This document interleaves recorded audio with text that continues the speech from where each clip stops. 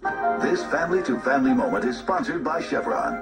We salute the Parents Leadership Institute. Classes and workshops in 5 Bay Area counties address issues such as parental need for community, understanding children's needs and emotions, and solutions to the problem of stress in parents' lives.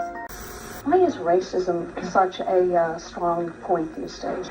Well, racism really divides our children against one another and divides all of us grown-ups against one another, and we lose a tremendous amount of information and lose enjoyment in our lives when we're taught to be afraid of other people. And what we really want is to give our children a chance to meet the world unafraid.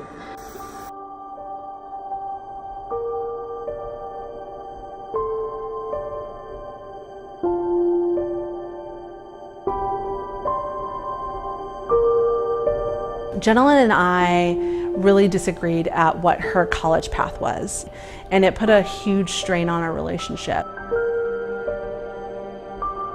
She was so angry and I was so angry that we weren't connected at all. There was nothing there. It was gone.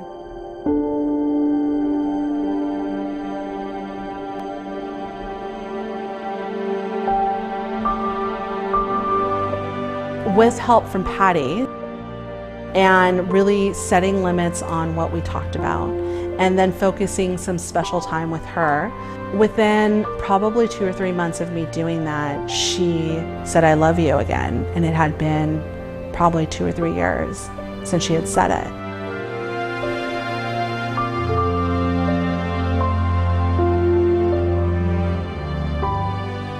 I felt very isolated and alone, probably exactly how she felt.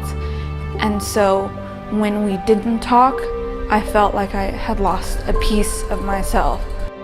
Working on it together, our relationship now, I'm finding new ways to have her in my life, and our relationship is growing in a direction I didn't think it would grow, but it's growing stronger than it was before.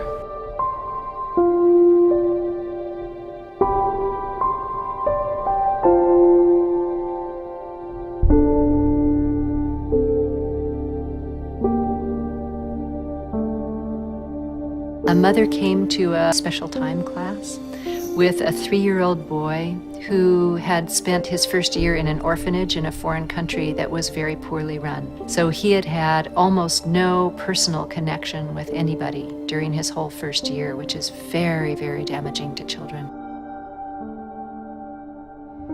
And she had brought him to a local preschool, and he had spent 3 months hanging on to her shirt with clenched fists the whole time he was there. So they came to our playgroup, and he did exactly the same thing, clung to her shirt with tight fists. We got play listening going by getting him laughing just a little bit, just building a little bit of trust, getting a little game going with him, hanging on to his mom. Slowly but surely, he began to be able to move away from her. He began to be able to ride on my back 2 feet away and come back, and I'd dump him in her lap. We built trust over time. She would move 3 feet away, and I would stay with him, and he would just cry and cry and cry in my arms. I'd listen and listen and listen. This began to, help him be a little more relaxed without her, just unloading this tremendous fear that he had.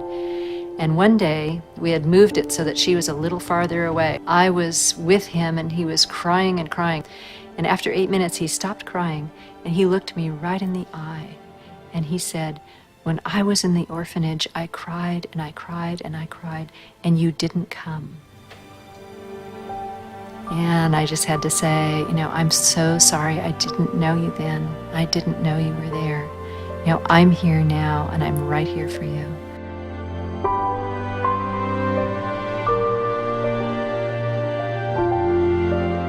And he just stopped crying. He looked at his mom. She came back. He ran into her arms. And 10 minutes later, he was running down the hall with the other children. A chase game started, and he left the room without his mom and was playing really, really fully with the other children.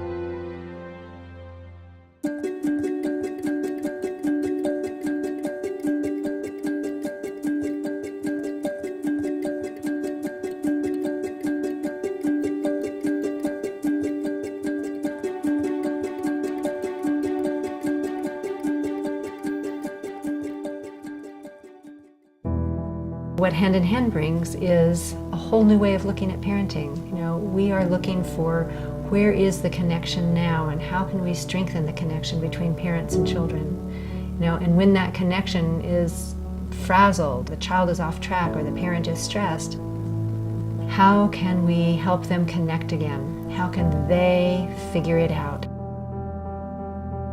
Sometimes my daughter would scream for 9 hours a day, and I didn't know what to do with her. You know, I didn't know how to respond to it.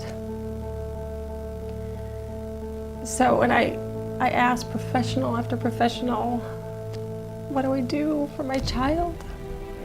I was a scary mom.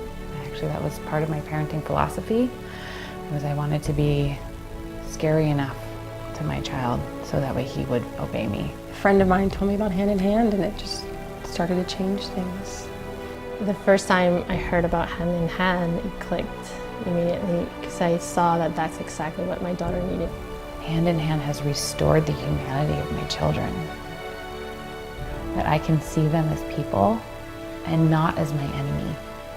The most important thing Hand in Hand has given me is a super strong connection with my son.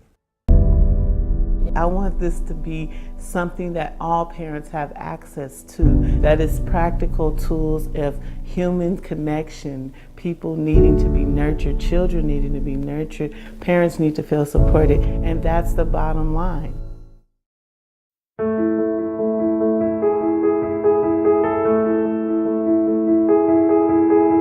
Before Hand in Hand, I was an exhausted, overwhelmed,